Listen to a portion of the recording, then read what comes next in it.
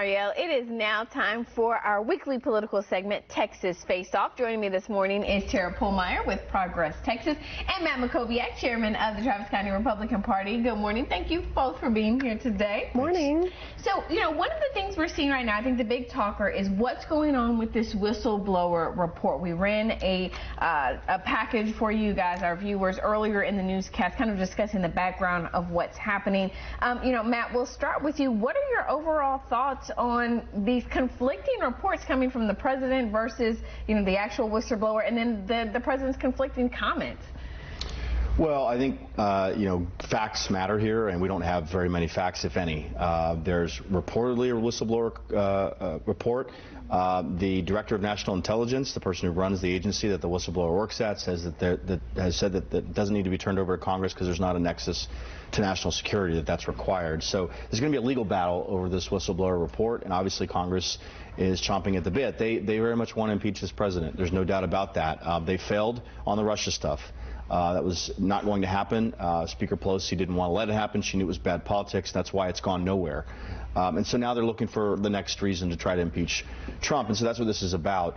I kind of laugh when I hear Democrats talk about how this is important for national security. The Democrats under Obama denied defensive aid to Ukraine.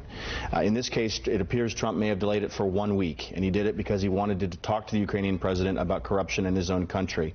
So, again, I want to know more.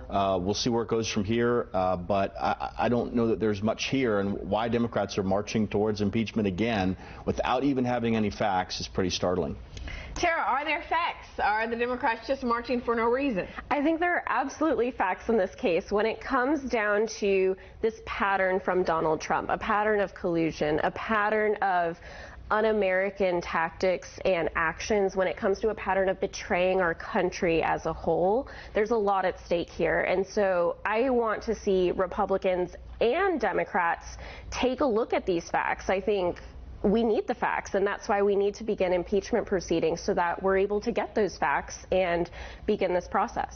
Some Democrats still torn on whether or not impeaching this president, trying to impeach this president, is the best way to go. You have Democrats who say the better way to do this is to just win in 2020.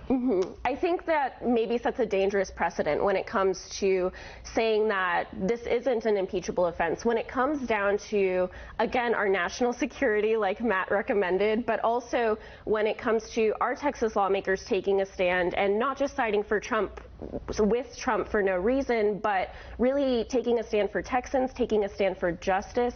Democrats have no choice but to be the law enforcement in this case. When you're seeing a bank get robbed and they're holding them at gunpoint, Democrats have to be the ones to go in and, say, like, there's something wrong here, there's a criminal act here, and we need to get to the facts and get to the bottom of this. So I think this is absolutely the time to begin this process. Matt, are Republicans blindly following the president? The bank that got robbed were American taxpayers when the son of Vice President Biden was able to get a multi-billion-dollar deal in Ukraine with no experience in Ukraine. That is the issue, and Democrats don't seem to care about corruption in Ukraine or corruption as it relates to the Biden family. Look, if there was nothing wrong with the Biden billion-dollar deal in Ukraine, I think the public should know that. We don't know that right now. There was a prosecutor in Ukraine that found lots of troubling facts. Vice President Biden traveled to Ukraine, demanded the Ukrainian government fire that prosecutor, which they did, and then handpicked and approved the new prosecutor, who then said nothing happened. So look, those are facts as well, and those have to matter here as well. So I just come back to the question of, if you're mad about national security, the United States provided defensive weaponry to Ukraine. The Obama administration did not. So that's a clear distinction. I think it's entirely appropriate for the President of the United States to be concerned about corruption in a country before we send money to that country. That's what I think this is about. But look, the feeding frenzy is going to continue. Democrats are going to continue to talk about impeachment. They're letting that dominate their agenda on Capitol Hill. No one's talking about what the Democrats are doing legislatively. All they're talking about is impeachment, and real people don't want to see the president. The majority of the voters do not want to see the president impeached. Well, Strong words there. I wish we could. I know you're just like biting at the chomp. Yes. Do you think people do want to see that happen? Absolutely, and I think there's a danger here of falling into some conspiracy theories, and the fact is that Trump withheld aid to a foreign country. He asked for help ahead of the 2020 election, and he got caught. So we'll have to see what happens next. Definitely going to be watching to see how this all plays out. Thank you both for being here with us this morning. We appreciate it. And for our viewers, if you missed any of this, you can rewatch this interview on our website, KVUE.com.